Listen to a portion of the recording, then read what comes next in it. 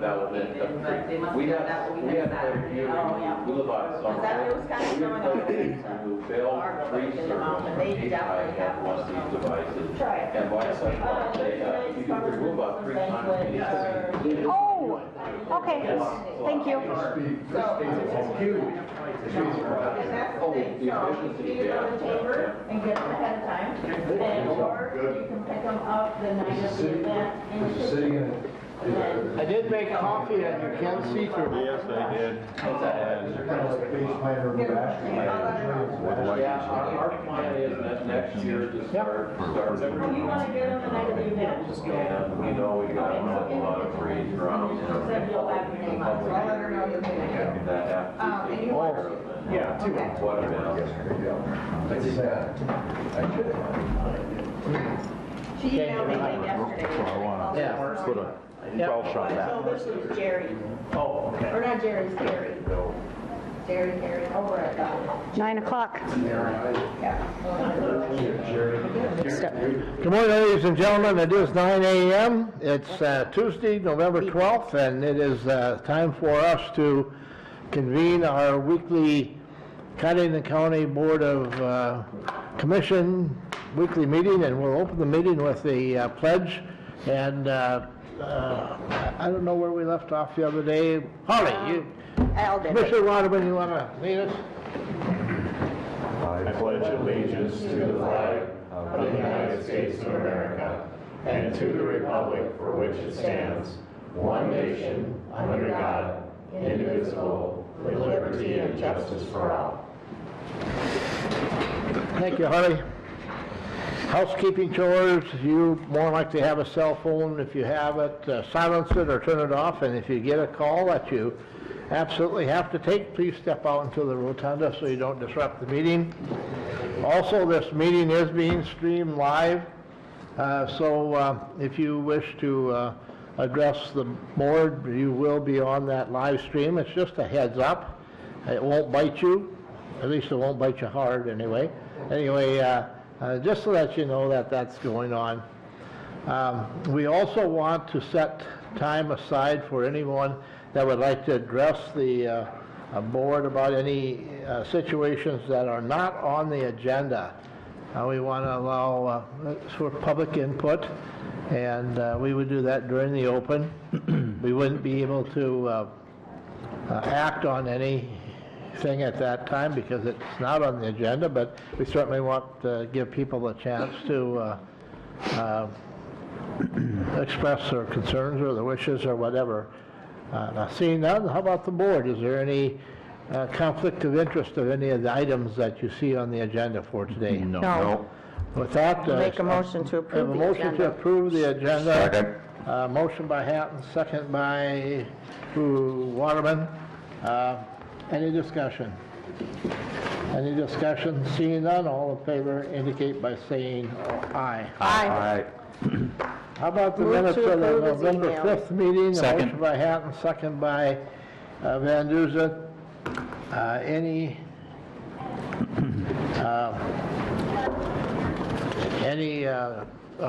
changes, any questions on the minutes?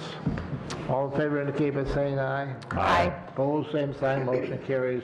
Let's go right into the monthly reports, and we'll get Jody up here with extension. She's got a lot of catch-up work she has to get done. She's been gone for a week. Might tell us where and what your travels were all about. All right, well, before I traveled, I did apply for another National Rifle Association Foundation grant, so that was due November 5th, so we had to get that done. I'm working with our BB gun and air pistol instructor volunteer, so he's helped me with that. And then I traveled to West Virginia and to the National Association 4-H conference, and so got to meet people from all across our United States. And so it's great to get I was the only one there representing South Dakota, so I had to hurry up and give the South Dakota report. And did mention that that we had the ESPN Sports Zone down at SDSU and played the Bison, but however, I was sitting with all of the North Dakota people. We were all getting along, so it was just fine, so. Getting along until that time. Yeah, we did. Anyway, so I've met people from all these other conferences, so you just go there and you know people already, so from Colorado and from Minnesota. And Minnesota adopted us also, where there's a states night out where everyone goes with their state, and it was just me and my husband. So Minnesota adopted us, and we went out with Minnesota to a place to eat in Lewisburg, West Virginia. So Nice to make those connections. yeah, with these other for states even and- some other programming that we might want to do. And I did receive a Meritorious Service Award, and that's one of the reasons why I attended. It's for someone who's reached over 16 years or more in service, so that's what it looks like. So Congratulations, Hold it Jody. up so they can see it. And Very nice. for the rest of you, somewhere along the line, I understand that Jody has won all the awards there are to win. yeah, until I get 25 years of service, right? How many years is this one? This is 16 or more. 16. Yeah, And, this will be my 17th She year. hit the wall, so now we have to start inventing new awards. So she can, They have other awards you can apply for, but this is she can extend her years sidewalk. ones, so. Congratulations, though, Jody. Thank you. Congratulations. And now we'll be busy working on next week. I have Junior Achievement coming up in December, and Clover Bud starting in December, and Junior Leader Meeting. And so along with that, we're working on Farm Show and our lunch counter there too. So it's a lot of stuff going on. Good. So Jody, had a chance to go to the 4-H banquet, and I think all of us were there. What a great banquet. What a great time to recognize those kids. There's a lot of work that goes into that. yeah, there is. There's a lot of work into that. So, and even with the leaders too, because the leaders have to work with those kids to apply for those things. And it gives them a chance to learn how to apply for even scholarships in the future when they're applying for their awards at the county level. So, and a lot of volunteers and community support. So thanks to those folks that Yes. helped make that program a success. What you saw there is, in many cases, the 4-H participants getting the awards, but mom and dad are behind them. And that's why they're winning those awards, you know. And it takes a family. It's a family to work. affair, we Yeah, always say, that's yeah. what it is. Anything else for Jody? Any other questions for Jody? I had to go back and email there were so many good workshops there to attend that you can only go to one out of about 15, and so I have notes on mine to email, so I have to email some of them so they can send me their information. So And how was the weather there? it was in the 50s and 40s, but at nights it was cold. So It was balmy then. yeah, yeah, it was. All right, thank you, Jody. Thanks, Jody. Thanks, Jody. All right, Congratulations. next on the list is the auditor. What you got for us today? Our levies, estimated property tax levies for taxes to be collected in 2020 have been sent to the Department of Revenue, and they are working on all of the counties, so it could be a while before we receive any word on those. I attended the election school in Pierre last week. It was a very good school. It was 2 days, and it was pretty much nonstop. Just went over a lot of the basics. So we had some cybersecurity people come in and talk to us on things to look for, and it was a very good workshop. And then the last thing was I have been notified that I was elected to the executive board of the South Dakota Public Assurance Alliance, and my term will start January 1 for Where's your that. plaque? There's no plaque. No plaque. There's no plaque. There's no plaque. Yeah, do Just- something about that. No, just no plaque. I've been That comes- elected. Well, congratulations. Yes. That's Thank good. you. It's an honor. All right. Yeah, good. We're I knew glad that that- you have yes. county representation on that. Yes, yes. Any questions good. for Cindy? Anything? Have you hear anything from any of the other counties about their levies, and is there any scuttle out there about, Nope, we've all submitted them to the Department of Revenue, and it just takes them time? a lot of time to look at the areas in each county that overlap, the school districts that overlap into another county, so it's a very tedious process, and I know they have had staff turnover again at the Department of Revenue, but Just for clarification, so the general public understands, we don't set them, we make a suggestion, right? And you know, A levy? they say, you know, The levy is based on what we, as a county, are allowed to request for tax revenue for the year. So our limitations are last year's request, you add consumer price index to that, plus growth is what we're allowed to ask. So in Cottington County, our increase that we could ask for over last year is approximately 300,000 more than last year. So that's the amount that we're working with, that we know our budget can increase, and our budget unfortunately increases more than 300,000 a year. It's not a lot, but that's due to the property tax freeze that's in place by the but legislature. we still have to receive permission to do that from the Yes, state. we do. They We have just to can't say, check. this is cut in stone, I mean, I'm very certain of our number, but yeah, it has to be approved ultimately by the state before we can run property tax notices, so. And it's either, on the percent, it's either CPI or 3%, whichever one is lesser of those Both. No, we amounts. get both. CPI is, the max CPI you could get is 3%. Right. But the CPI is not that high this No. year. I think it's, now I can't even remember for sure what it is. Tick under two. Was it 2.1? 1, I think. Okay. yeah. I don't know. So we're allowed that increase plus whatever growth Right, the growth, of but new property in the county. the cap is 3%, so it could never go Cap for over. CPI is 3%, Yeah. correct. Yep. All right, I appreciate that explanation because that's always confusing. And that is what sets the levy. Our dollar request is what sets the levy. And it's slightly down from last year. I think last year it was like something like 3.14, it's like 3.11. So it's down slightly. And it just depends on how an individual property's assessment changed from the year before also, on whether or not they'll see a decrease. And board members now, remember what we voted in here a while back as far as growth. That's going to affect us this year too. Not this year, Not this year. it'll be down the road. Be down the It'll road. be down the but road, yeah. As we look down the road, that's going to have a factor. Yeah. But I mean, Also, the sorts of additions that may be generated from what we did will also be a benefit further down the road. But we have to see that too. You know, It's still too early to tell. it's where too we're early at. to tell. It could be a It's toss-up. coming. Yeah. You know, well, we'll just leave it there. Anyway, just something to keep an eye on. All right, anything else for Cindy? Any other comments? Any other questions? Anything else? Okay, let's go on to Director of Equalization. Shauna, have you recovered from the party? That was a great party. Yes, it was amazing, our benefit. I think the point that I would like to make that I am most proud of is the fact that there were a lot of people there, and many of the employees here in the courthouse, in the county, not just in the courthouse, but the county employees all pitched in and all had, you know, a little part in making that a success, and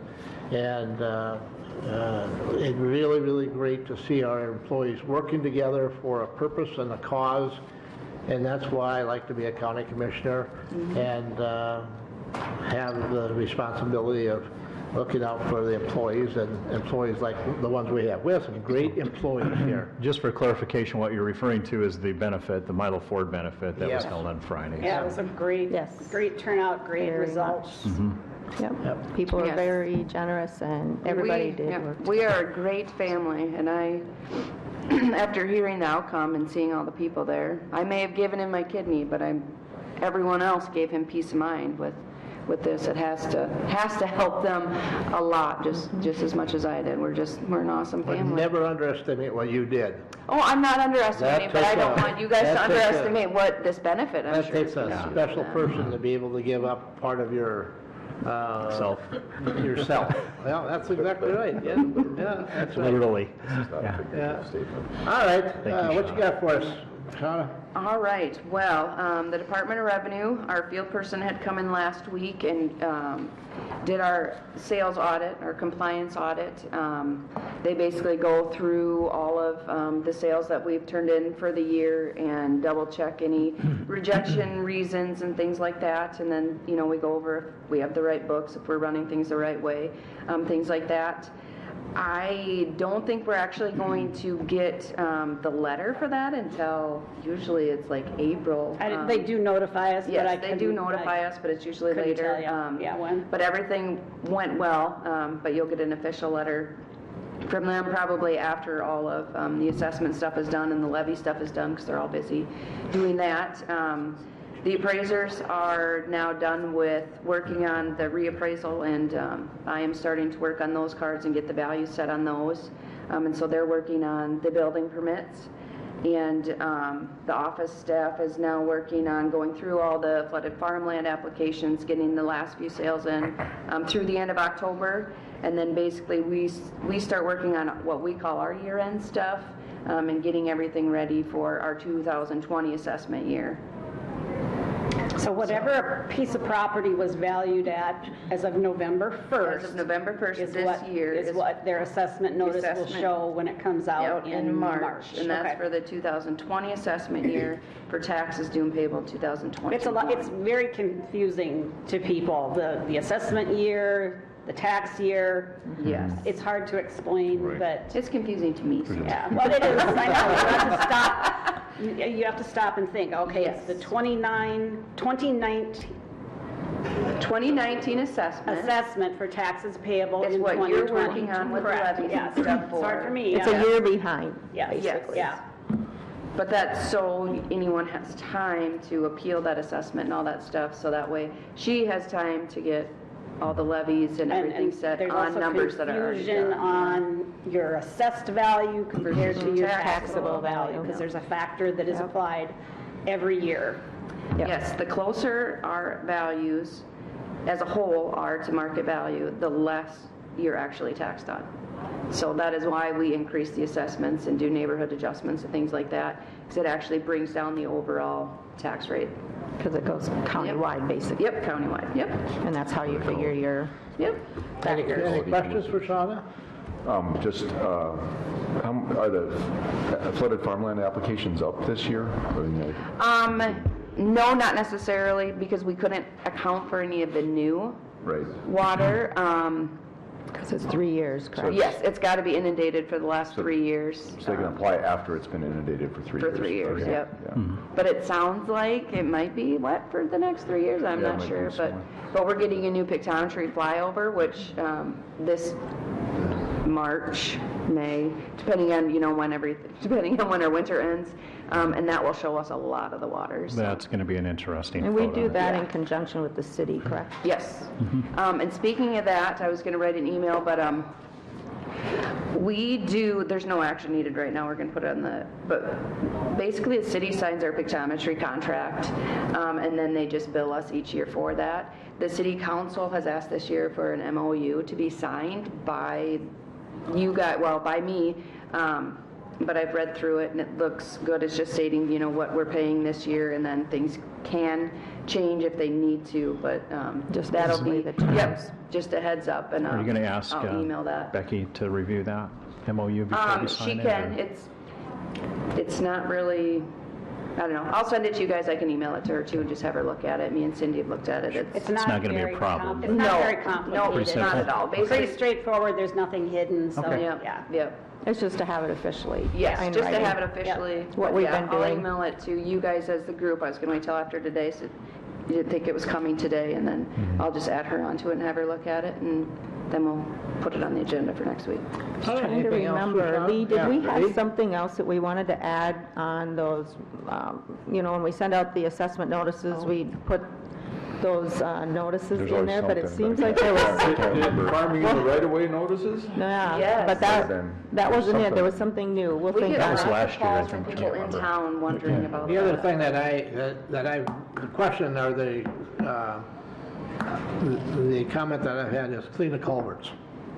Clean your culverts. Get your culverts cleaned out, especially with as wet as it is. We need the culverts to flow and not, work as dams. That's if you can get to them. And, Whose responsibility is it to clean out a culvert, I guess? well, it's a land, well, We have our highway department guy looking at us like, yeah. well, I suppose it depends on what road it's on. I mean, if it's a county road, it'd be county, if it's township road, if it's individual, it'd be individual, I would guess. But if we bring it back home, and I'm guilty, the culvert in my driveway on the road, I should clean that baby out, because I know it's Okay, flooded. but I'm thinking on a liability Yeah. standpoint. Yeah. If you go in and do something to a culvert that's not yours personally, No. are you liable for any damages that you do to it? That's just the auditor. I think Rick brain. would say yes. That's the Yeah. auditor brain in the background, Yeah, that you have to be careful. the counties and the townships go in and assess them in the springs, correct? Everybody goes out and looks, so I would guess if they're plugged, they would, Well, we sent out Notice notices that. the last week in February, so we got a little time if you want to Yeah, I know there was update something that at else. all. Can't think of what it is. Currently, I think the we were burn talking ban that one, the, regulation is on there. Planning in the right of way is another thing that's on there. I just don't remember. it was a new one we talked about. Big sale for the jail. But you gotta remember, the more you put on there, the more you put on These there, the county less boys people will throw read. one heck of a party, I tell you what. We don't want to overcrowd No, that thing. no, it was something that was worthy that we thought maybe to get the word out. We'll think on that. Anyway, Anything else? One please. quick question. So when you're talking about appeals and adjustments for, say, flooded farmland application, does that ever affect your predicted levy? No, No, so it's such an insignificant amount, okay. no. No, they actually, Because this value that we're working on Right. is for the Yeah, it's next for- year. yeah. Yeah, we're always a year ahead, so we know what our you're always- values are going to be. yeah. Um, But they set our factor on the ag land value per acre, but if the counties do wetlands, then they take that off. They don't factor Right, that yeah, and you know, in. We just have to send a farmland. spreadsheet with those numbers, yep. how about our riparian buffers? Where are we at with that? We had one person apply this year that has like 3. She was the one that had a lot of the bigger ones, but really no No new ones? newer ones. 'Cause I thought there was a program with the Upper Big Sioux that they were going to try to do a movement but evidently that hasn't happened. They may be working with them more so than us. That to- they, you- yeah, because I think there was some benefit to, they had some But I would grant say funds. most of them are wet this year, so maybe that stopped them, I don't know. I think their benefits are a little bit better than ours. Yeah, they were, Yes. but it could be in Yes. conjunction that they could have utilized both, I think, but, Have both those deadlines passed? Yep, both those deadlines have passed. All right. Yeah. so, okay. Anything else? I have one question that's been asked to me several times here just in the past week. And if you've driven up north of town, you see wind towers are coming out of the ground like dandelions in the spring. It's, I don't know how many are up. It's hard to count them, but there's Quite a few. I've heard there's quite a few up. probably 50 plus. And I just look out the back window and I can see them, and I can count quite a few of them from my yard, but taxes. Okay, they said, okay, what's going to happen to the easements the farmers have given to the wind tower project? Is a tax As on the far easements? as the assessment goes, the farmer is still assessed and taxed as normal ag land. Yeah. There's no change in that, just because of Whether the it's easement or easement. not, right? Yes, because we don't assess easements. We don't change any value for easements. We have been asked about market value of properties. We cannot adjust for anything until we see it in the market. Right. So we can't say, yes, those are going to lower value, because we don't know. I do know that there is one person that had a house for sale and says that he lost his sale due to the wind towers and is in current litigation with them, and I don't know if honestly we can use that in any way, because, and I explained to that property owner and others that our values are lower up there anyway, so for us to actually change assessments, we're gonna need to see sales. Okay, what about the revenue coming from the tower itself? Well, I have no idea about revenue coming from the tower because those are centrally assessed, so we don't assess them.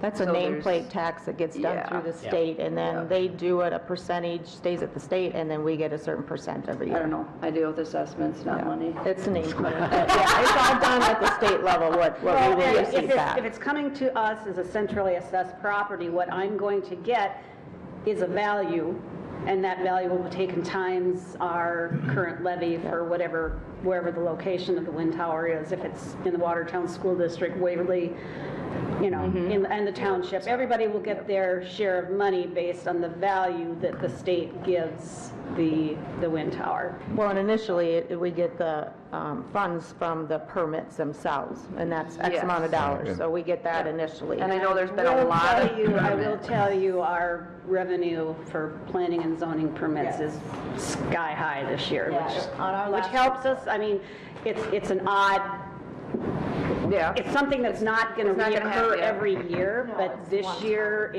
it has helped our revenues. But as far as the assessment side, there'll be nothing new or different with the wind towers. In my conversation this past week,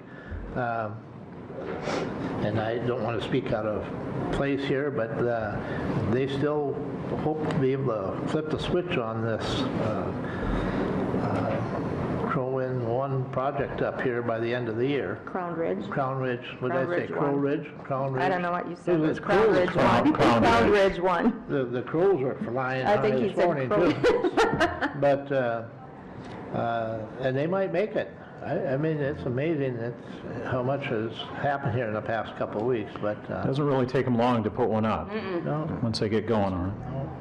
But I'm pretty much there every day, and I have not yet to see. I got to see it when they did the one down south, down by the home farm, but I haven't got to see them mount a blade yet. And someday, I guess maybe I'm just going to have to camp up there and see that actually happen. But that's really an interesting project. So, yeah. Anything else for Shauna? All right, good. Thank you. Thank you, Thanks, Shauna. All right, let's go on to number 7 then. Action to approve the auditor's account with treasurer and note register of deeds monthly fees, and that's in your packet, that information. Go ahead. So on Cindy. the top section of that report, this is the actual money that we had to count after the close of business on October 31st. You can see how much cash we had to count. You can see that we had to add up $1.1 million in checks for people who paid by check for their taxes. So the total cash on hand, October 31st, was over $1.1 million. And then it shows you where our checking account balances are, our investments with FIT. And on the bottom part of that first page, it'll show you the amount that we will be sending to the schools, just over $8 million. Townships, over $126,000, and to the city and towns, over $1.8 million. And that was for all the property taxes that were paid by October 31st. The amounts that will be collected in November will be higher than normal, not higher than this, but higher than a normal month because of all the mail that comes in that is postmarked the 31st. Those people then meet the deadline, and that doesn't get processed until November. And then on one of the other pages there, it shows you our fund cash balance report as of the end of October for the general fund, the road and bridge fund, our other special revenue funds, our pass-through accounts. And then the register of deeds fees collected in the month of October were $37,620.75. Move to approve the auditor's account with the treasurer and note register of deeds fees. Motion by Hatton, second by Gable. Any discussion? Any questions for Cindy? Any discussion?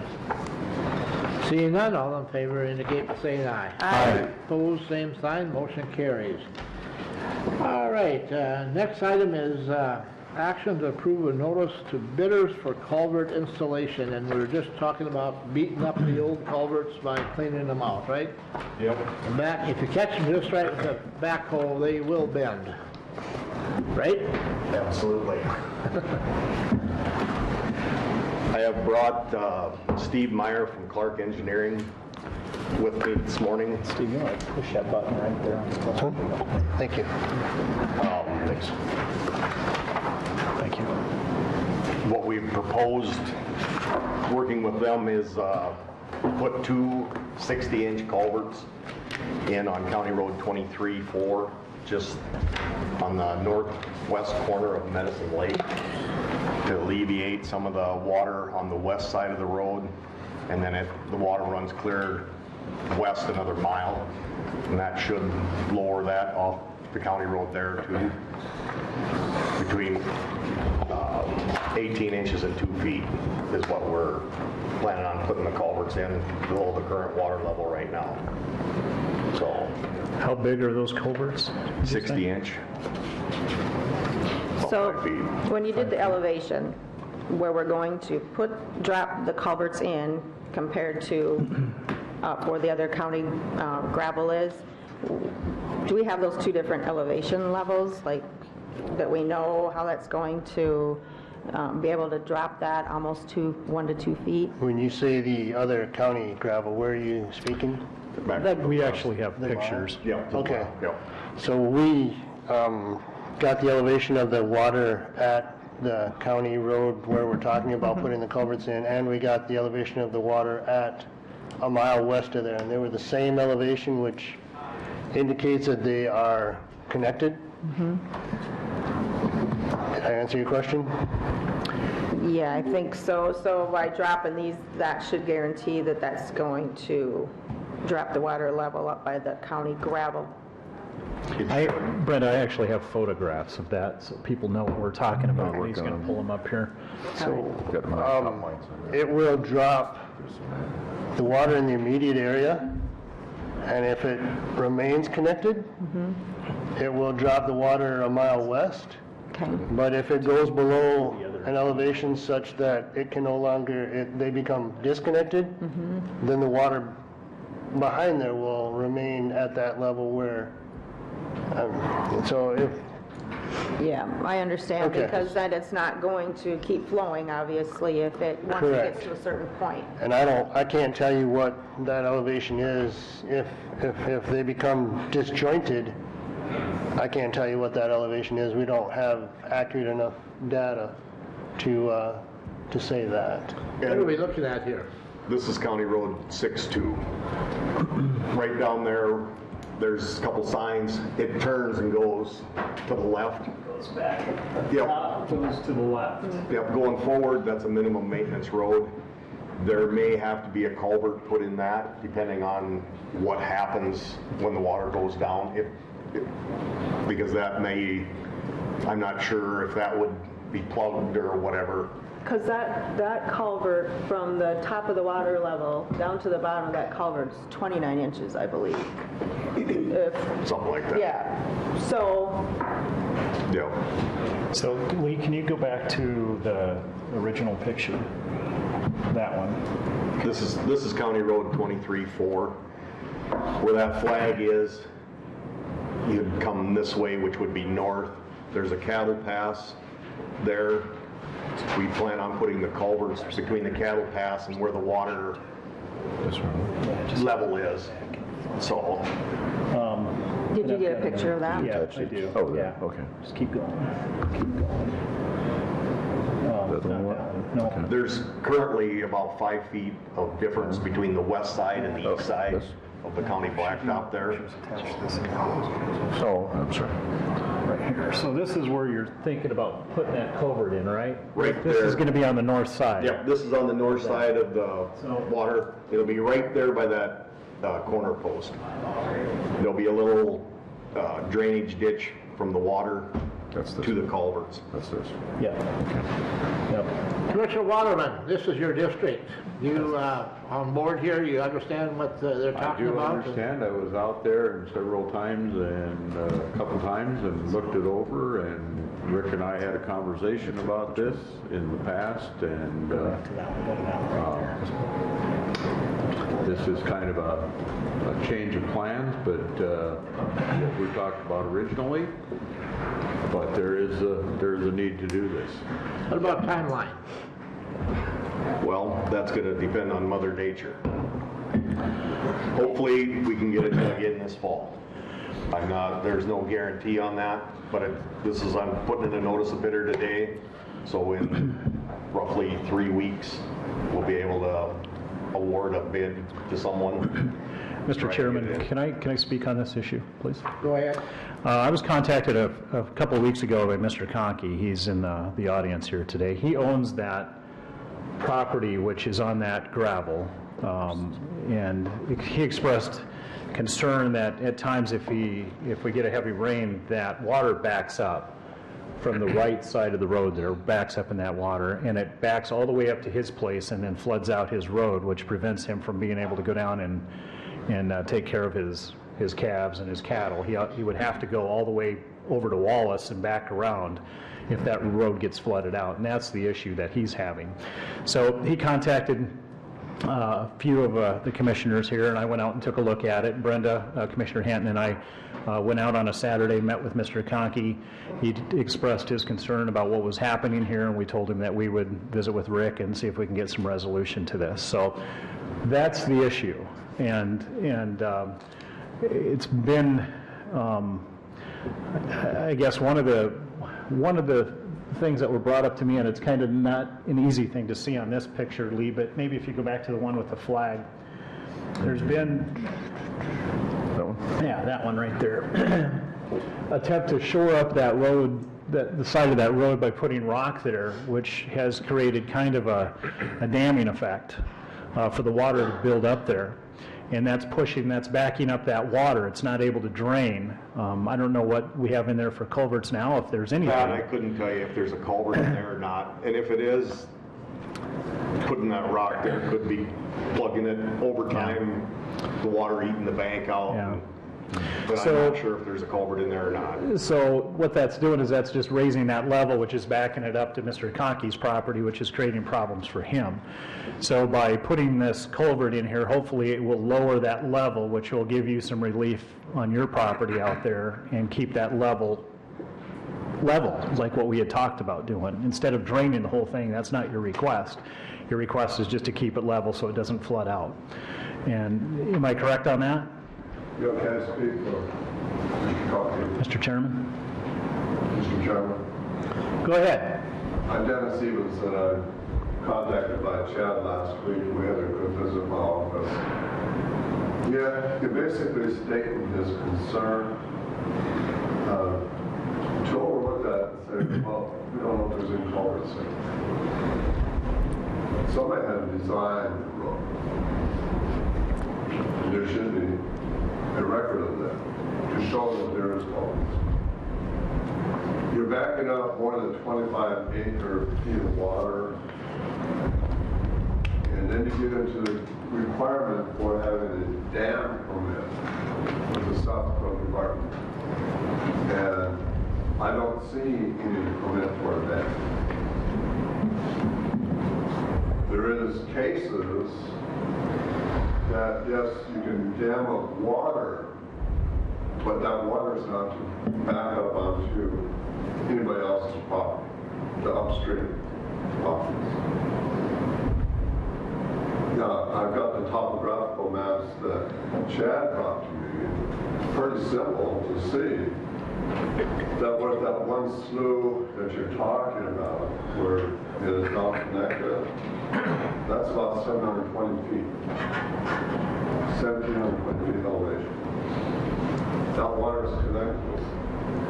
The pond that's in that corner where you're talking about that gravel road is backing up onto Chad's. At that time, it was about 1723. It's obvious that this dam has backed up substantial quantity of water upstream. And that's a problem. It needs to be taken care of. I appreciate the fact that what you're doing is to attempt to get that down. Now, it needs to go down to the level of that topographic map. 1723. And anybody that's worth their salt can run those levels, and they can determine what needs to be put in. I haven't had an expert go out there and make that determination for Chad. Hopefully I don't have to. But that's what we're expecting, is that that water level on Chad's property will be down to the level it should be.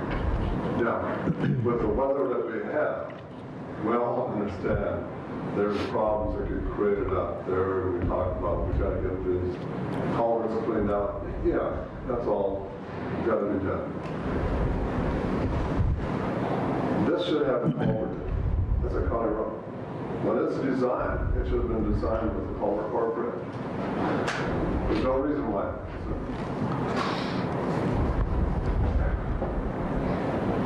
So now the county has a problem.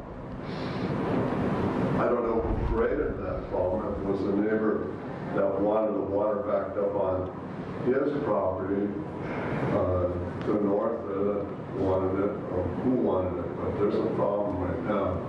And then Chad's property has been adversely affected substantially. And there's no reason.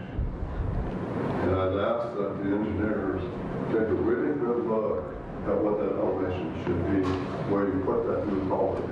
And I appreciate the fact that that's what you're going to do. Try to get it down and minimize or alleviate the damage to his property. He didn't ask for that at all.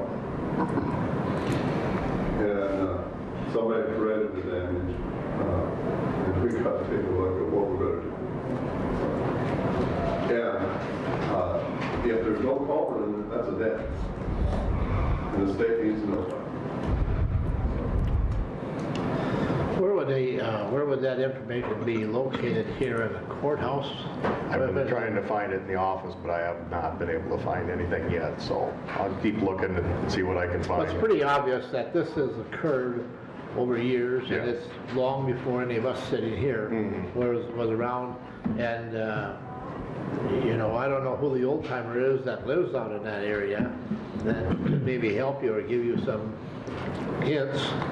Who's lived in that? Chad, who's lived there longer than anybody else? Chad? Chad? Who's the old timer out there? Who's, you know? Leonard McClung was born up there, and they told me in the 40s, they used to take a, I can't remember what kind of car it was, but there was a 2-track trail at that time when it was township, down through there. And he said once or twice he can remember water coming in the doors, but he said he doesn't ever remember that water being on the road. And he said there was grass road up to the middle, so it was a 2-track trail on the car. So he told me. But would they know if there's a culvert, an existing culvert there that nobody else knows about? I don't know what's on the county road. It seems like there should be someone out there. I know if you come out to my neighborhood, I could tell you who to talk to, and they would know exactly. They know where every culvert is in the township and the size. I don't know. I'll get a hold So, of it. we'll work on that. They We'll find built that. up. Is this originally a township road? Most of them were township roads that the county took over years ago, you know. Well, I mean, now if the county takes over a road, it's by resolution. I don't know if you can look back in the To see if it was county a minutes township. to see, This has been a county road since I've been there, so. yeah, I longer. mean, that might be one place to look, is in the minutes, to see when it was added to the county system. My understanding is road that was built back about 1968, somewhere in that neighborhood. Chad had a conversation with one of the fellows who was working the scraper out there, and that fellow told him that the request was not to put a culvert. The request was to not put a culvert in? Yeah, by the guy across the road at that time, which was Van Road. Richard Beecher was the person on the scraper. He passed away in January, otherwise he could have been here to testify for that. Well, that kind of tells you a little bit, right? Thank you. Thank you, yeah. All right, do you understand what they're addressing and what they're talking about, and is this feasible? So I can't speak to whether there was a culvert there or not. That's in the plans, if there were plans put together at the time. It's a closed basin. if there wasn't a culvert put in the road, then it's a closed basin. If there was, those rocks are not going to stop the water from flowing. It must be plugged up by clay or dirt. Chad indicated when we talked that this goes back to the previous highway road superintendent. He's been working on this for about 7 years, maybe 8. And Rick Small, you had conversations with Rick Small. And so this is not just a thing that's come about because of the high water. But, well, where's the water coming from? Where's that water coming from? Is it just natural? Is it because of the excess of amount of rain that we've had? Or is there irrigation drainage or tiling drainage into that basin? That I can't answer about the. Probably all of the above. That's what I was going to say, is probably yes to all those. Combination of everything. I would assume so. Yeah. So we can't, so what we did was we looked at it based on what we anticipate would be coming from a normal, I shouldn't say normal event. We looked at it, if I was to design this road today, based on the level of service that we anticipate it provides, we put a 25-year, or we designed for a 25-year event, which is to say that there's a 4% chance of it happening every year. I believe we've had 10 100-year events over the last 4 or 5 years. We're so wet right now. You go up into North Dakota and Jamestown is full. All that water is still coming.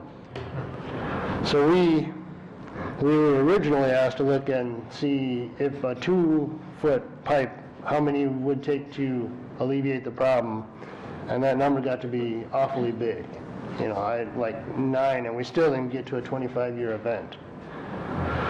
So that became pretty much unfeasible. So we then looked at putting 2 culverts in that were larger, a little bit further upstream, and digging a trench back to lower the water level. And we decided that if we put in 2 5-foot pipe, we could discharge 141 cubic feet per second, which is equal to the 10-year event. If we got to the 25-year event, we could discharge 180, which isn't quite as, it'll still overtop the road a little bit, but not as much. And furthermore, when we do run into the cycle where we're not quite as wet, it'll drain that essentially slough to the west. The other side of that... Drain it to the west, I'm sorry. It'll drain that slough to the west. I'm sorry, I wasn't clear. It'll drain the slough that's to the west. To the east. It'll alleviate that problem, the problem we're talking about. Okay. The water that we're trying to alleviate here, where is that going to run to? Thank you. That was my next point. Is the other side of the coin is, you know, there's an upstream problem, but there's also a downstream problem. We looked, so if you look at the picture around the curve, can you go, I think it was the next picture? I thought it showed it better. That one? Yeah, please. So off to the left edge of the picture here is the Horseshoe Lake. It must be a lake by now. Horseshoe is further to the west. This is still part of Medicine Lake. Medicine Lake, okay. As far down as you can see. And we went down, and about that, Medicine Lake is a couple inches from overtopping somebody's place who lives right along Medicine Lake. So the other side of the coin is, if we let all that water go, we're going to be introducing a lot more water into this system. So that was the other thing we looked at, and point number 5 addresses that. The water surface area upstream of the road, this road, is 170 acres or so. Downstream is about 1,700 acres, so about 10 times. So if we let 2 feet of water go upstream, it should raise the water level about 2/10 downstream, which now we're going to come pretty close to, I think we're going to, depending on, we may overtake that access to that gentleman, that person's place along Madison Lake. He currently goes through Allen Rose pasture Yeah, to get back to his house. I've been on that road. I was one of the first people back there checking cattle for them, and I took the fence down to get around to get back to their place. So I know just exactly what you're talking about. And yeah, you know, does anyone live back there yet? Does anybody? I don't think it's in it. That house that's there is vacant, isn't it? I am not sure. I don't think anybody lives back there. Chad, nobody lives there? No, I don't think so either. Yeah. But it looked like an active place to me. I'm not sure what they do there, but there's activity that happens. They go in and out of there. I don't know if they're currently living there or not, so. Conkies have cattle back in there, of course, you know, that they got to get to, but. Well, Allen Rowe has cattle back in there. Iron Rose, that's where I was at, looking at the road. So, where are we at? So if we drain that, or not drain it, but if we reduce the level of that on the, just so I know, because I just want to make sure I'm clear, reduce the level of the water on the West side. How much is that going to raise the level on the east side, did you say? Approximately 1/10. If you drain it 1 foot, approximately 1/10 on the other side, which 1/10 is a little more than an inch. Due to the fact of the increased acreage. That's what it says. Correct, due to the fact that Madison Lake drains into Horseshoe Lake, which drains into McKillican. Yeah, that'll all be. Those are all connected, and that's a 1,700 acre area. So we have a lot more area for the water to spread. And then that's a closed basin, it doesn't go any further than that, correct? And a majority of the water will be on Allen Rowe's property. Because if we lower it to 2 feet, then it will raise that 2.5, right? If it goes down 2? About 2.5 inches, Okay. 2.5 inches, you mean? Yes, Yep, about. it'll raise, okay. Another comment? Go ahead. Yes. One of the questions you have is where's the water come from? And Chad was good enough to provide me with this ASCS method, has that flow marked on it, you know, where the water's coming, pretty much natural flow. And this is that topographical map I'll drop off too. Makes it very clear, 1723, 1720. You know, that's backed up significant water. And this would have been before that happened, before this got completed. That's about 1720 here. And you can see, yeah, there's a pond here, but there's very little backup over here. You know, this is a concern, is that if we get that water backs up in here, we're taking a lot of stuff. But on this township road, not on this picture, Yep. there's a passageway in Allen Rowe's pasture south of Chad's place that someone has opened over time. I don't know if it was the county. There's a ditch in here? Yes. If that ditch was not there, the water would be tremendously higher on Chad's property. But it's a ditch that's been there by the state for a long period. So is this road. The ditch So has been there again, for a long period. it's And this road has been there since '68. Yeah. Did it have a dam? Did it have culvert?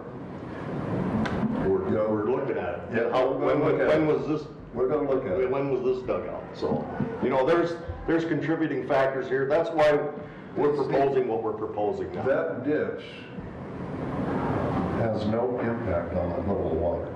It doesn't? When that level of water is clear back over it, That would be impact doesn't stopping, have. that would be stopping that. Because where that ditch is, that ground is a little higher than everything right there. You can see there's a ditch. That was put in by the state, by a lot of different places. And it's on. Yeah, we don't know who actually dug that. I have a question. So if you're saying the elevation is 1723 up there, Yeah, and then if it's 1720 down there, right here. okay, so that would be lower already than, We have 4 feet or more over that, so now it's really back. but if we're going to put a couple of culverts in lower than that even, Well, is it going to lower that below 1723 or to 1723? I'm sorry, can you ask that question? I'm not sure I'm following you here. What's your question? Pretty easy to follow the topographical maps. And when you follow that, this here area right here is about 1,720 feet. Okay? This area right here is 1723. When this starts backing up here, you know that you're higher than you should be. When all this is water back up here,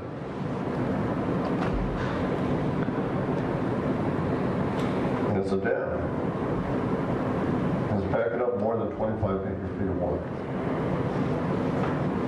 And it doesn't need to have that water all the way back to the 1723. See what I'm talking about? If you took an elevation here, take the elevation down here, you should be able to put in a culvert here that'll bring it down to 1723 pretty easy. Okay? So what we did was we took an elevation of the water level a mile west, an elevation of the water level at the road, and an elevation of the water level across the road. I think what you're talking about gets back to if you drop it, you'll drain the area adjacent to the road. I don't know when it will become disjointed, and then you'll just drain the area adjacent to the road. I don't know what that elevation is. We didn't go out there. We took just a couple brief quick shots of the elevation of the water level. Yeah, we didn't do a major study on it. We just wanted to see if the water level was the same a mile over. Yeah, pretty easy to see it. So what, You see what I'm talking about, the concern. And, you know, Chad's really concerned that he needs this road here too, and that needs to be taken care of. That's why we're trying to get it down at least a couple feet.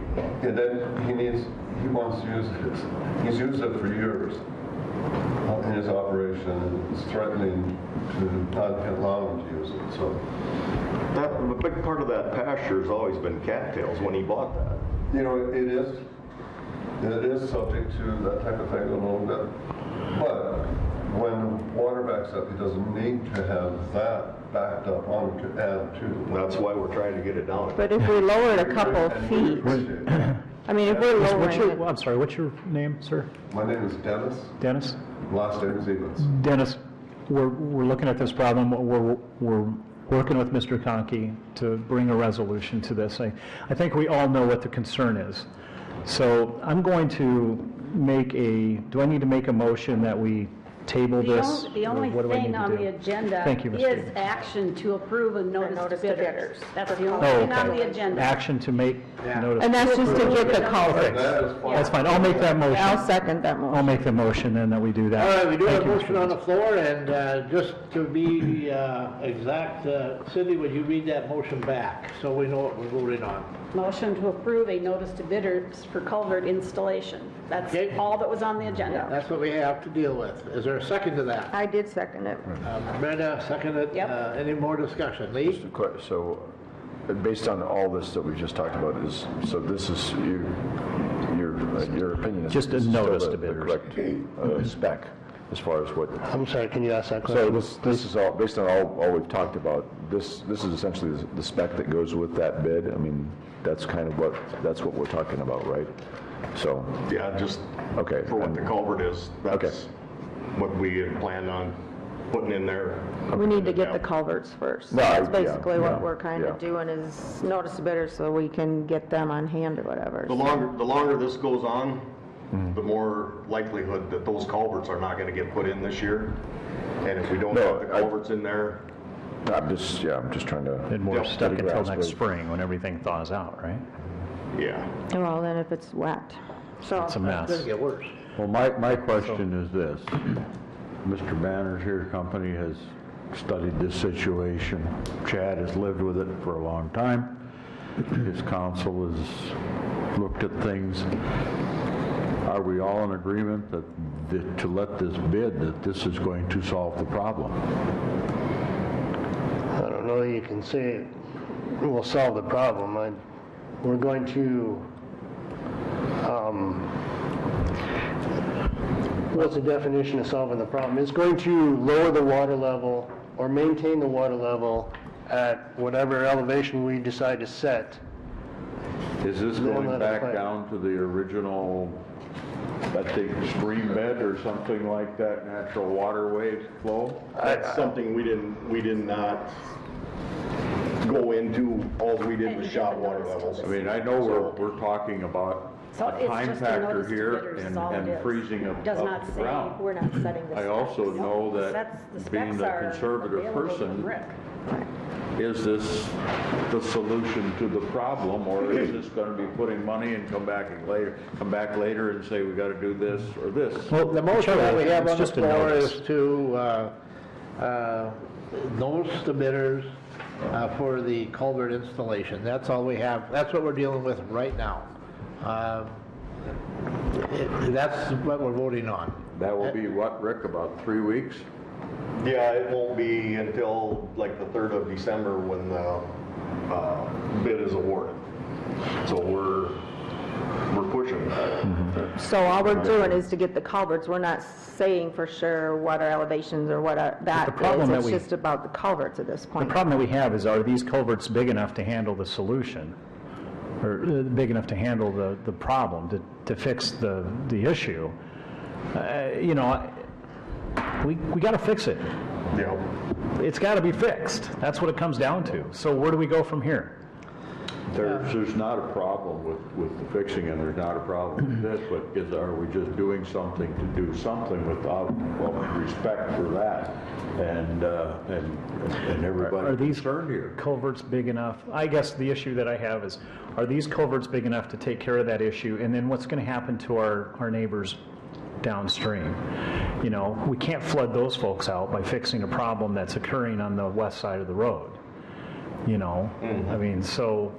You know, if we talk long enough, maybe we'll have a drought.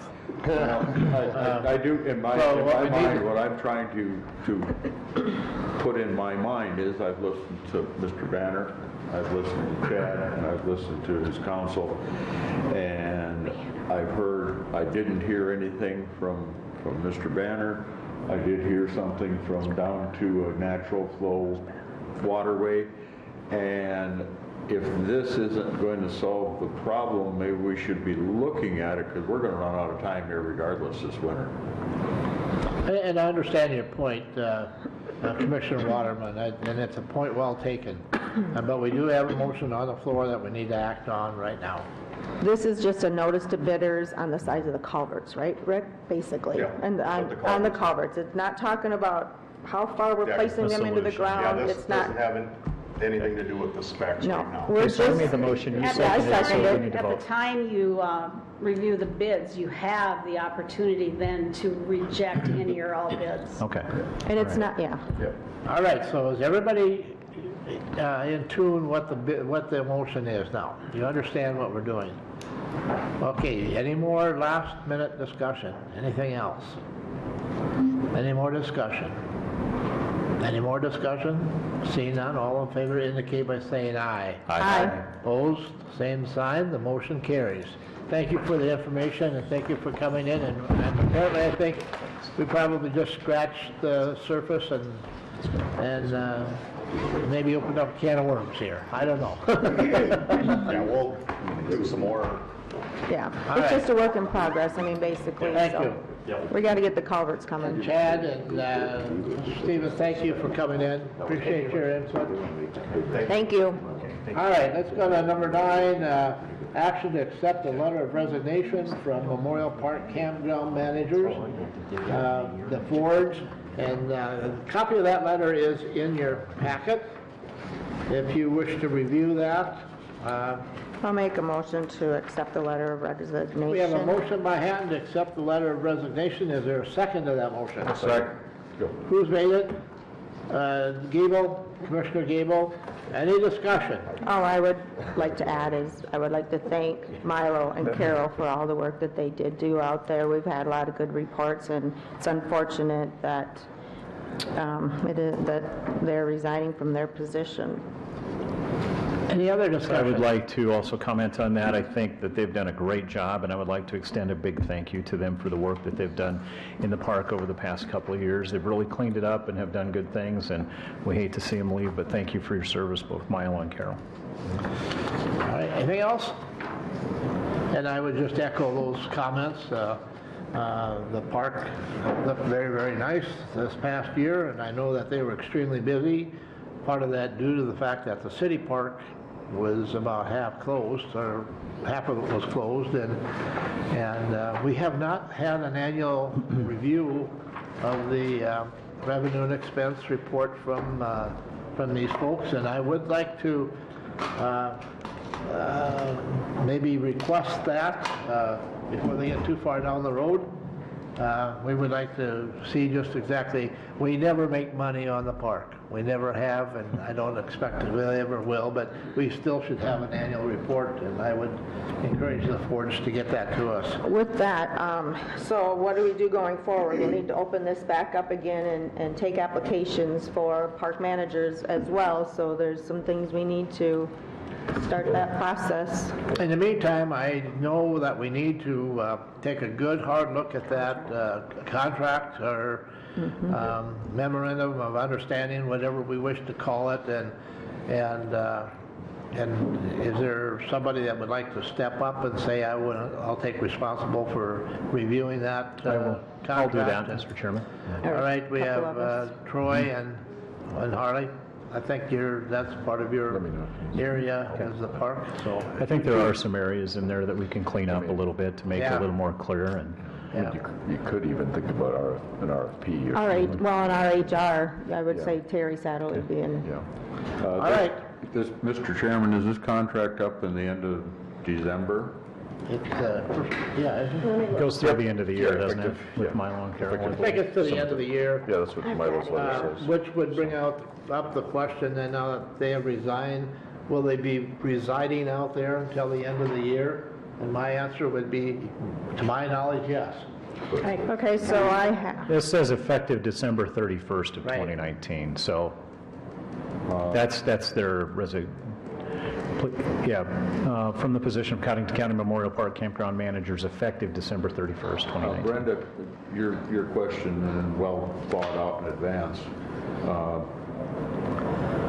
being we don't open it until May, is something we could do in January? well, it says there, yeah, so on the contract, it says their active employment duty from April 1st, 2019 till September 30th of 2019. That's active. And then on the compensation, it goes till December 31st. And so, I mean, yes, it's just something we need to be getting prepared for, probably starting the process in January for, hiring, and then so we have someone in place. Are we hiring or awarding the contract? Well, I guess it's not really hiring, That's it's, kind of the question, I think. Okay. Maybe I'd make sure. Let's say as soon as you get that agree. revision of the current contract Yeah. looked over Yes. and bring to us, we need to make it available and start looking at taking it. Right away. Yes. So That's- we'll get on that contract revision, get that done quickly, and then we can put that out and start looking Yeah, for we need to someone. have We'll have that ready, so in January, or when we let the bid Before. start letting All out the right, bids. the so we motion know on the what we're floor is looking to at. accept the resignation, and I have a motion and a second. Is there more discussion? No. More discussion? Any more discussion? Seeing none, all in favor indicate by saying aye. Aye. Opposed, same sign, motion carries then. Let's go on to item number 10, discussion possible action regarding resolution 2012-30 capital outlay funds. And that information is in your packet as well. Cindy, go ahead and share with us what we have shared before. This resolution calls for the accumulation of funds for the purpose of making future capital expenditures per South Dakota Code Law 7-21-51. At the time this resolution was passed in 2012, the funds were to be for the sole purpose of providing sufficient space and security for judicial systems procedures, and also to provide sufficient space and security for the housing of inmates. This type of resolution is good for 84 months, which is 7 years, so this resolution expires in December of this year. The amount accumulated by the resolution is $500,000. This resolution also dates back to the late 1990s. I believe that's when it was originally passed. And at the time, I believe it was for $350,000. Sometime in after 2002 to 2006, I'm guessing, the amount changed from $350,000 to $150,000 based on the cash we had available sometime during that period.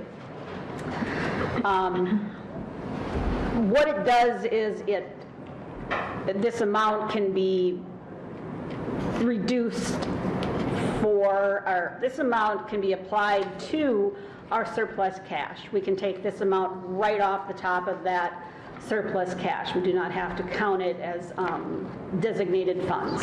Per law, counties can only keep a surplus of undesignated funds of 40%. 40% of the next budget, basically. Right. Yeah. So you have the option of renewing this resolution, changing whatever wording you want on there, or letting this resolution lapse, which would move the $500,000 into the county's general cash fund. And at that point, at the end of this year, this money could basically be moved to the future building, the money's designated for future building. So, Mr. Chairman, if I could just to make sure we understand. So the statute that governs this, the maximum amount is $5 million that can be in this, if I'm remembering right, and that we have to renew that every 5 years or spend it, basically. 5 or 500,000? 500,000. No. The maximum, under the statute, the maximum amount we can have in... I thought it was every 7 years. Okay, well, maybe... It's 84 there's months. a 5 in there somewhere. Okay. It's 84 months that I... Well, that's better than you don't have to do it every 5 years, but, and then, or expend the money, for the purposes designated, so, and that's separate from the future building projects fund. Correct. So just to keep, Correct. so we're talking two accounts. Both pockets of money are used to keep us under the 40% of undesignated funds that we are allowed. So if we would move this into the future building funds, would that affect our 40% then, or would we still be okay? No, that'll happen at the end of December. We'll have to look, see what our cash is, see what we're allowed to have as undesignated funds, and that action will be taken on the very last meeting of the year. I was, when I was reading this resolution, I was trying to think, what's the downside? I don't know of any. Well, have your needs changed? Like, this is specifically for space and security for judicial systems and space and security for the housing of inmates. Have those needs changed? Do you want to tweak that line in there?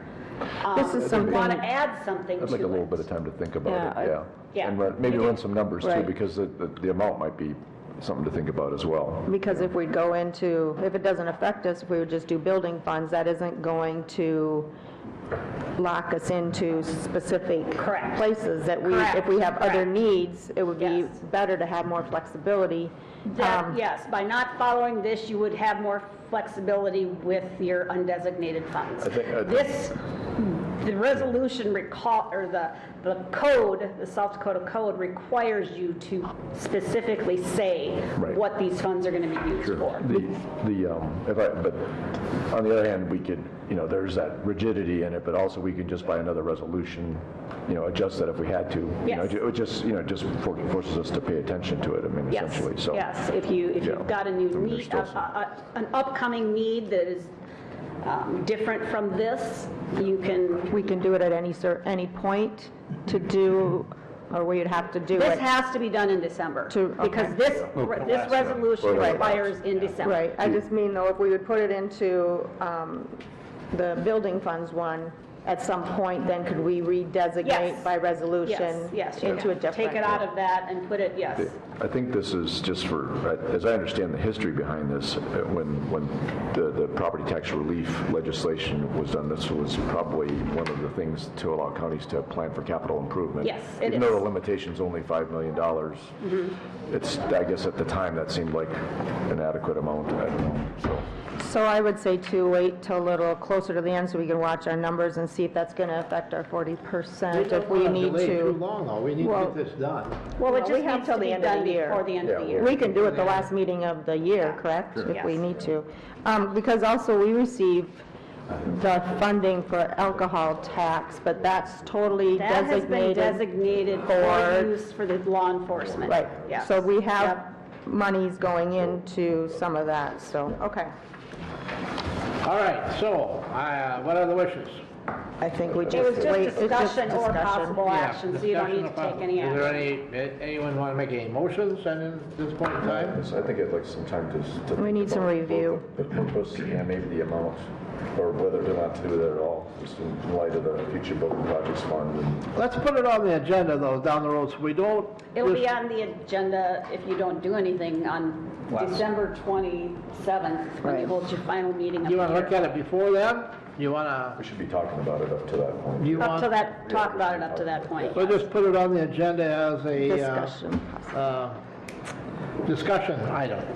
All right, let's go on then to number 11, and that's in your packet as well. Action to approve a POD grant application, and it's got some awful fine print in that resolution. And Jim's going And to here's come. Jim to explain all of the fine print to us.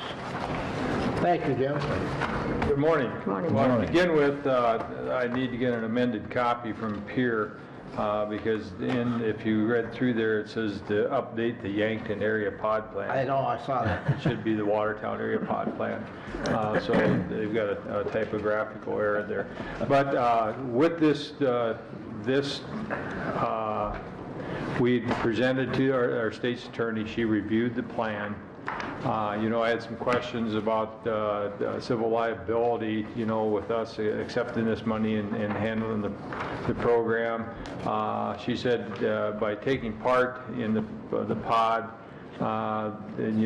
we can be sued whether we sign this or not, anytime that you're taking part. So she didn't have a problem with it. She felt that this is like many other contracts that you see. So she gave her blessing for us signing this.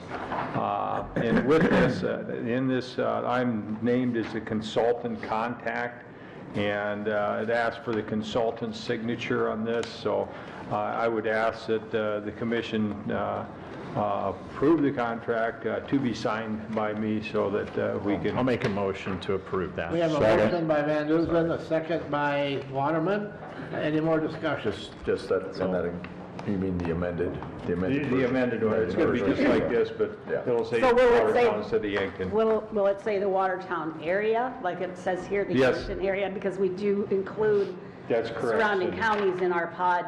In the pod plan, that's Right. for Dual, Hamlin, Clark, and Cottington County. Okay, So, all right. Mr. Chair, I would amend that motion to accept the contract based on the changes, if I need to do that, the amended changes. Right. It'll be Change fine. Yankton to Watertown. By the time we get it, we will have the correct Okay. contract, so it's fine. We have a motion and a second on the floor. Is there any more discussion? I did have a conversation with a community health nurse here this past week, and they said the pod had worked well over the past years, and now this year we don't have it. Good exercise. We had a tabletop. Tabletop. We had a tabletop. And a tabletop, but she said that was very beneficial as well. Right. Yep. And next year, I think you're going to be seeing another full-scale exercise. Yep. Does everybody understand what we're talking about here? With the tabletop exercise and the pod and this type of thing? All right, any more discussion? Anything else? Seeing none, all in favor indicate by saying aye. Aye. Opposed, same sign. Motion carries. Thank you, Jim. Thank you very much. Have a good day. You too, Jim. Let's go to number 12, note the November and December county office closures per policy, and there's a whole bunch of days. I'm going to probably have to retrain some of these people, there's so much time off here. Well, actually, it's 3 days. Oh, 3 days. 3 days. Oh, that's still. The governor of South Dakota has declared administrative leave to the employees under her jurisdiction. In our policy, we have a policy to follow the state closures, which when the state closes down, one of our resources is gone if we need to verify anything, such as with the Department of Motor Vehicles, the Secretary of State's office, the Department of Health, where the Register of Deeds, has birth certificates, marriage licenses. Anyway, the governor has declared administrative leave on Friday, November 29th. That's the day after Thanksgiving. And then the other 2 days are Monday and Tuesday, December 23rd and 24th. And we just, not only we just note this in the minutes, you don't have to take action because it's already in the policy. All right, thank you, Cindy. Okay, let's go on to number 13. So on the New Year's Eve, then you guys We are work a open till full day? 5. Yep. Okay. It is not, yeah. Item number 13, action to approve claims for payment, and we have a boatload. This is probably one of the bigger numbers I've seen for a long time. What do we have, Cindy? All right, on page 1, I highlighted that amount. In the commissioner's budget, you will find that in every budget throughout the county who has employees. That's our South Dakota Municipal League workers' compensation payment for the year. So workers' compensation for this board is $325.47. It varies from department to department. Law enforcement is higher than some things. In fact, the director of equalization, the appraisers, that is considered a high-risk job when they go out and look at all these properties, so that's higher than a normal clerical position. I thought that number went up because of the new board members' salary. The director of equalization? No. Oh, no. Let's come. No, and it is based on salaries. It is based on salaries, so that's what we're paying. Well, that's good. We know where the money's going. In the election budget on that same page, that is the annual maintenance cost, $5,887.50 to maintain our touchscreen voting machines, our express votes. We have 13 of those. And for the 850, which is the ballot counter. That's an annual contract amount. There were a lot of grand jury and jury to pay this time, you can see. Let's see. On page 4, I did not highlight this, but the court-appointed attorney budget spent $11,031.50 in the month of November. That is going to take an automatic supplement at the end of this month. We will be doing a commissioner's contingency because that budget has been spent. You also see the clerk payment, the catastrophic legal expense reimbursement program is $7,558. That is our fourth quarter regular amount, and we could be facing another assessment due to some large claims that were filed with that board, Lee sits on. Yeah. I think we have another meeting on. And we briefly Monday. discussed that last week or the week before. That's the only thing, well, also on page 9, whoops, not page 9, page 8. At the bottom of page 8 is our mentally ill budget. It's for our clients that are in the Yankton South Dakota Human Service Center in Yankton, and we will also need to supplement that budget at the end of the month because that budget has also been spent in full. So we will be supplementing that $2,446.52. I don't think I had anything else. Cindy, I have a question. Sure. On page 8 in the coroner's budget here, Yes. item 252. Yeah. Yes. Can you, Apparently, I really can't say, but apparently there was some kind of test that only this hospital apparently can run. I don't know if it was a toxicology or what it was, but our coroner requested a test okay. on this, on the death of this individual. There was 2 expenses associated with that, and I was just curious about, Right. so the other item is 331 in that same budget line, so. Yep. So yeah, those are, I can't tell you what they are. They're approved by the coroner, but Okay. it seems like that was some kind of test that had to go out to that hospital. Okay.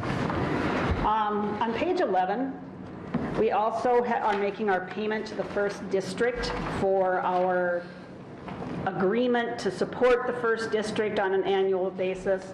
That was the contracted amount, $42,153.93. I think that's probably the only things that I had highlighted. So of the claims that we are paying, just over 606,000 are county claims and just over 412,000 are pass-through monies to the state of South Dakota. Move to approve those claims. Motion by Hatton, second by Gable. Any discussion? How often do we go over $1 million? Not too often, do we? Not too often, no. Good. Any more discussion? Any other discussion? Commissioner Waterman, you have a question? No, I was just pointing out we have to publicize in the state by law in 2 papers. And I was just pointing out the difference in the cost. It's not that The much. South Shore Gazette at $1,011.45 in the Watertown PO, which would be a duplicity, right, Cindy? Yeah, and actually, those are for probably 2 different months. Just based on when the public, or when the paper gets the billing to us. So they might not be, they might not both be It's not for the apples month to of oranges. October. Okay. One might be September. It might not be actually. for the exact same thing. Right, exactly. Yep. It takes a little while for the ponies to ride up to South Shore. Is that fee based on the square inch that you use, or how many words? Yes, there is a standard set Yeah. by the, I'm not sure what the board is, I can't remember the name of it right now. It's South Dakota Newspaper Association, I guess. There is a code Right. that applies to whether the paper is a daily or a weekly. So the South Shore Gazette, the billing from them is based on a different amount than we have for the public opinion. So, yeah. all right. Advertising. Any more questions in reference to that? Seeing none, we don't have a motion. We have a Yeah, motion. we have Yes. to pay the claims. Motion to pay the claims. Is there a motion on We the already floor? have a motion and a second. We have a motion and a second. We just need to vote. Yep. All in favor indicate by saying aye. Aye. Pose same sign, motion carries. How about budget supplements? We have some of those today. The first one is money from the state of South Dakota for the Juvenile Justice Reinvestment Incentive in the amount of $2,478.40. We will supplement the state's attorney's budget with that. And I believe this is the payment that the board has designated to the Boys and Girls Club each year, but that will take separate action to authorize those funds to go to them. I don't know if the state's attorney will be contacting me to get on the agenda one of these next meetings. Usually the Boys and Girls Club comes up at that time and gives a review of the teen court and everything that they use these funds for. So we've got that amount. And then we have 2 amounts for the highway department, and these are both for haul road agreements. The first one is in the amount of $40,539.85, and I think if you look through the claims, you can see where we were paying that bill this month, and the second one is $5,469.50. Both of those are being paid we're paid to the county by Crown Ridge Wind LLC for the Hall Road agreements that we contracted with Banner and Associates to draw up for us. They are reimbursing us for those costs and put those into their budget, in the highway budget. Move to approve those. Motion by Hatton, second by, who was it, Van Duzen. Any more discussion? Any discussion? Any more discussion? Seeing none, all in favor indicate by saying aye. Aye. Opposed, same sign. We do have a couple of personnel changes. That's in your packet. Brent Solom. Yep, these are both anniversary step increases. Brent Solom is a deputy sheriff.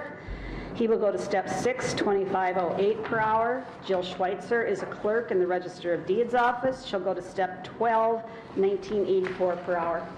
Move to approve. Motion by Hatton, second by Gable. Any discussion? Any discussion? Any discussion? Seeing none, all in favor indicate by saying aye. Aye. Opposed, same sign, motion carries. We have a travel request in here as well. This is for our Emergency Management Director to attend the South Dakota Safety Conference. I believe he'll be going along with the Highway Department and the Weed Supervisor. I'm not sure if there's a fourth department attending on that one or not, but that's an annual event, and by attending this, we earn credits on our insurance costs. It is a budgeted item. I would make a motion to approve. Motion by Van Duzen, second by Waterman. Any discussion? Any discussion? Any discussion? Seeing none, all in favor indicate by saying aye. Aye. Opposed, same sign, motion carries. Item number 17, public notices. The first one has come and gone. We did have a very nice program out at the Extension Center yesterday. The Canadian servicemen were here, were the presenters, and didn't have a lot to say.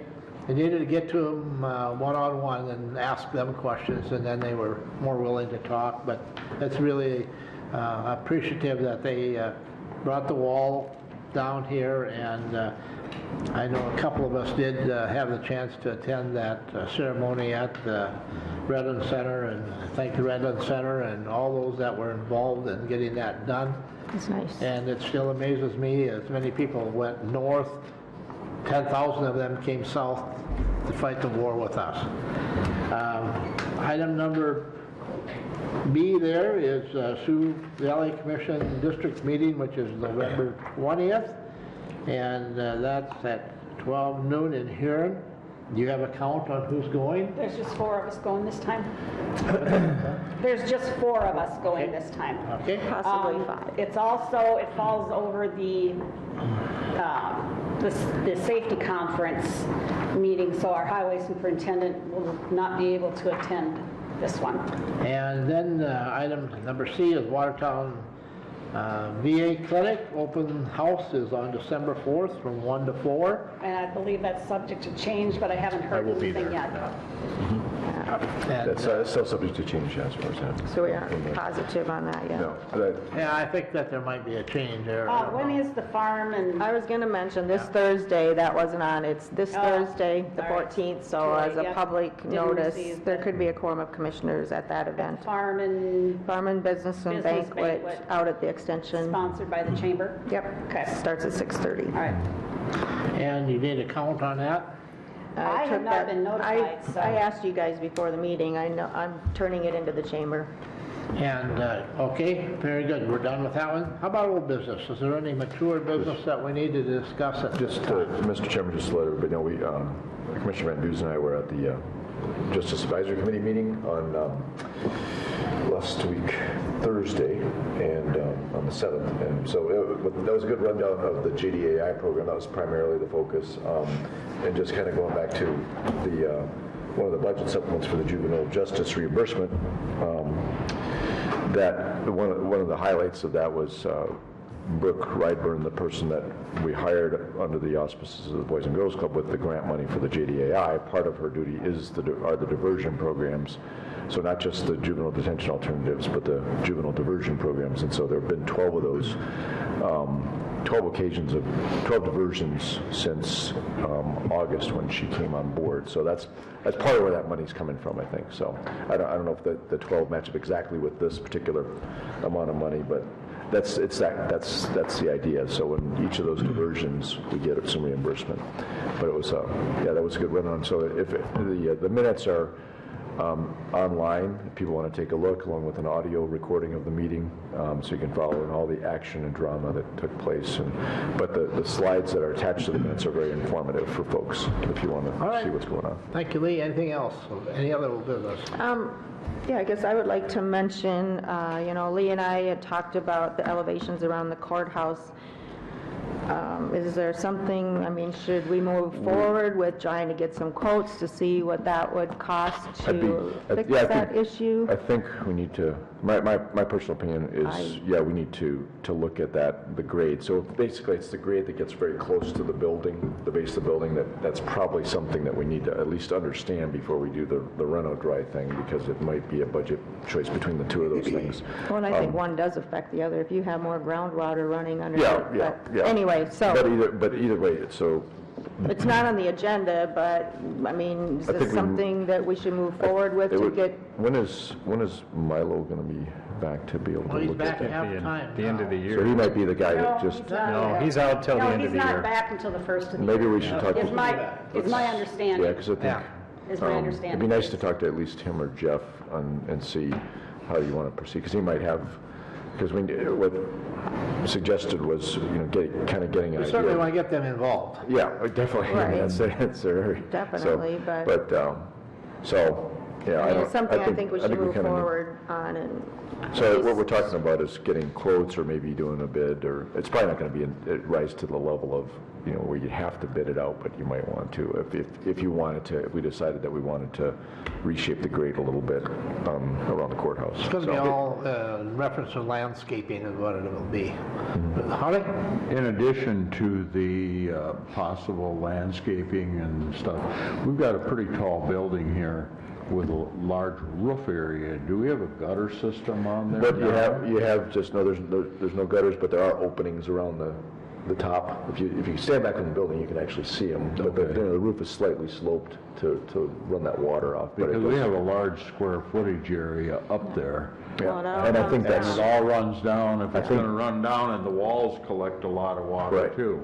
I think if you look at the way just thinking about it, if you look at the way when Brenda and I walked around and looked at the grade, you can see probably where that water flowing off is probably shaped because it gets a little low close to the building. Over time? Yeah. I would encourage all of you to take a walk and look around. You'll see exactly what we're talking about, that we have a definite issue with grade.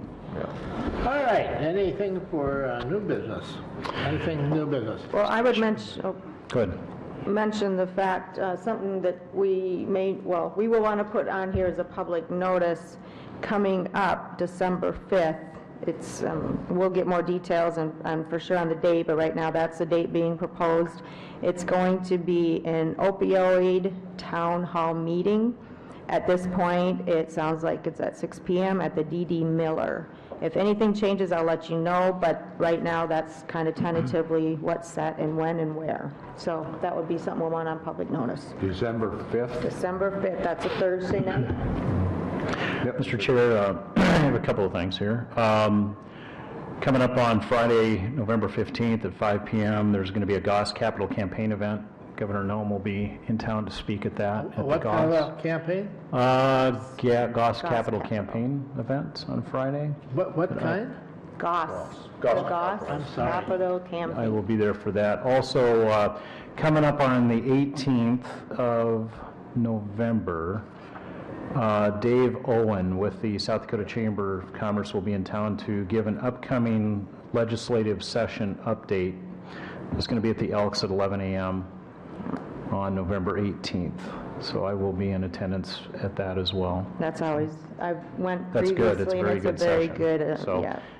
if anybody has a chance to make it, well, I'll be at both of those, so I don't know about the All quorum. right, What time did you say the one was at the boss? let's slip into the open, and at the open, those five. Councilman Glenn Muehlhauer would like to visit with us about an opportunity. We'll call it an opportunity. Glenn, how's that? Well, I am council president of the city council, but I want to know that I'm not here in any kind of official capacity. I've had a very brief conversation with the mayor and our finance officer, and broached the subject just very briefly with a couple of you. But then last week, Myra and I had a chance to spend some windshield time between here and Brookings and back. And I want to throw out just a thought to you, or at least a piece of information. Our Park and Rec Department is taking a very proactive approach, as I see it, as far as how we're going to deal with the emerald ash borer infestation that is coming. We have literally thousands of trees in our park system and our rights of way, et cetera, that are going to need to be addressed and cleared out. Treatment isn't an option as we see it, so we're looking at actually clearing them out. And that's going to come at a very significant cost to the city as we do that. And we want to start on that sooner rather than later. To that end, we have been looking at exploring the idea of buying, it's called a grapple saw, I think is what the terminology is, that is very efficient, a whole lot safer than the traditional way of taking down trees. And we had the opportunity, I live at Summerwood, and we're clearing out our trees out there already. We cleared a bunch of them out this summer, and Bell Tree Service out of Hayti has one of these saws. It takes out of the ratio is about 3 times faster than a traditional way of taking down trees, whatever that may be. But the safety aspect is what's a big selling point. And because you can remove the trees, it's remotely, the machine itself is back away from the tree, and it's a whole lot safer, because that's what we're hearing time and time again, is that one of the biggest concerns about removing these ash trees as they are infected is the safety aspect. The tree itself gets brittle and can literally fall without any kind of warning. So anyway, we're trying to be very proactive in this and try to figure out how we can best do it cost effectively as well as safely. And one of the things that we're exploring is a purchase of one of these grapple saws. They are not cheap. It's about a $300,000 unit. And we haven't committed. We think we are going to acquire it at the city level. We're looking at possibly as soon as next year. If we do, we would need to amend our budget for next year. But anyway, before we commit ourselves and make a decision on this, we are having a demonstration out at Cattail Crossing Golf Course next Tuesday afternoon, the 19th at 2 p.m., where they'll actually be demonstrating and clearing out. I think they're going to probably tackle one of the big old oak trees out there, that we have a lot of those trees at the golf course that need to be removed. Anyway, there's a demonstration that's going to be held next Tuesday afternoon, showing how the saw is used. Well, getting back to the cost for just a minute, is that it's a big ticket item for the city. I've got to believe you as a county, and you've probably discussed this as well, as far as what your needs are as far as cleaning out trees, whether it's ash trees or just removing trees in general. And the idea that I just threw out very briefly, I approached Commissioner Van Duzen after a council meeting last week. I think I mentioned very briefly with you last week, Lee, and Myron, you and I had the conversation, and again very briefly with the mayor and our finance officer, that maybe there's a possibility that we can somehow share the cost on this, whether it's joint ownership of the piece of the saw, or if we buy it and then lease it to the county as needed. You know, like I say, we have not had any discussions at the city level on this. I'm doing this totally on my own right now, other than the mayor and the finance officer thinking that, hey, this might be a good idea. So I want to encourage you to come out and take in the demonstration next Tuesday afternoon. And if it looks like something that you might be interested in being involved in, we can talk, at a later point then a little more as far as the details.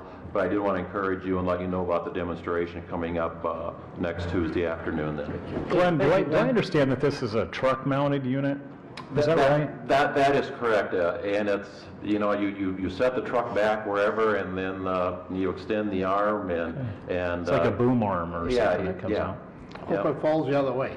And like I say, you can clear about 3 times as many trees out in the same amount of time. So we're looking at it from the efficiency standpoint as well, that there's some real possible money savings there, just because you can clear things out so much quicker. But it's going to be a challenge for us to get on top of our tree mess here in town with this this little beetle coming in. We have Memorial Park. And one thing that said that the mayor said too is that, the city, and I'm sure the county probably pays more for insurance for our tree removal people because they're injured so often. I don't know. The county Maybe I doesn't- just made that up. The county does not do tree removal. Okay. Per our insurance company's recommendation, Okay. unless you have somebody who's a professional in that business, Arborist? the insurance company recommends that we do not do this ourselves. So if we were to partner with the city, that would be something that we would have to look at then. Somebody to run the machine. Yes. I'd like to see it work first. I want to see Yeah, how that baby absolutely. works, yeah. I'd like to say, I saw just briefly this summer at Summerwood when they were clearing out our trees, but I'd like to take a closer look at it too. Yeah. And but we're very interested in acquiring this and just seeing if by chance somehow, we can share some costs on this or whatever. So by all means, come on out and take a look at it next week. Who makes that? Is that the mayor? Well, I couldn't tell you, Myron. We'll find out. You are accurate in the fact that when I went to that legislative banquet in Webster, Dr. Ball was there and was talking about this ash borer, and literally the trees just fall over, and they can fall on people, fall on anything. You don't know when they are infected with that beetle. It just eats it from the inside. It just literally. And Myron, you And said that's- it, we're going to have Memorial Park out there to deal with, and if we have to hire someone to come in and remove trees, boy, that's not going to be Oh, good. it's very expensive. Yeah. And that's why we want to get on top, because the trees are still healthy. Yes. They're safer to remove. We can't wait until it's here, because then you've definitely got a lot more safety issues. And the cost goes up dramatically if you have to hire somebody to take out infected trees. It's better to be proactive. Yep, exactly. So, thank you for your Well, time. thank you, Thanks, Glenn. Glenn. Appreciate Glenn. the opportunity and enjoyed your comments. We always value our partnership with our city folks as well. Any other comments for the open? Any commissioner comments? Mr. Chairman, I just forgot to say thank you to the JDAI folks that came to the CCJC meeting, because I know Annie Broken Lake came up from Sioux Falls, and then Brooke from the Boys and Girls Club and Judge Means spent the evening with us. It was a really good discussion. So just want to say thank you to those folks. Okay. I do have a request for an executive session on a personnel issue, which would be item number 1. So at this time, Make a I'll motion entertain to a go into motion. executive session under Second. item number 1. Motion by Hatton, second by Van Duzen. All in favor indicate by saying aye. Aye. Will there be any There will not be any action Action. at the end. It'll be very